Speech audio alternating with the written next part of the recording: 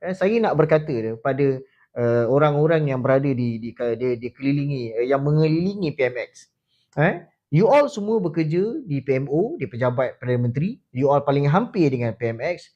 Takkanlah you all tak pernah baca, takkanlah you all tak pernah dengar apa yang PMX sebut berkenaan jawatan timbalan presiden ini.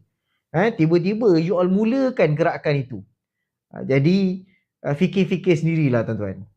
Tuan-tuan boleh buatlah whatever conclusion yang tuan-tuan boleh buat kat sini. Okay? Sebab terlalu mudah sebenarnya, terlalu mudah untuk dibaca.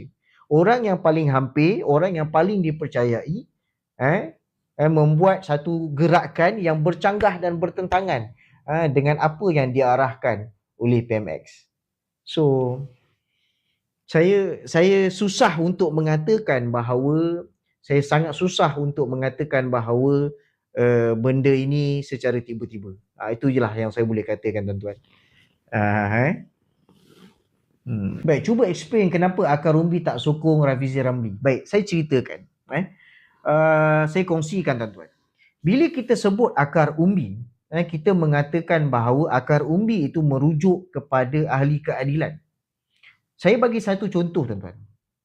Di Kuala Selangor, di Parlimen Kuala Selangor ada 100,000 lebih pengundi Parlimen Kuala Selangor melibatkan 3 DUN.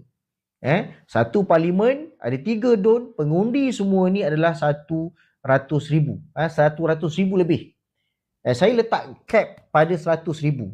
Okey, daripada 100,000 ni yang pengundi yang terbaru tuan-tuan. Pengundi yang terbaru PRU15.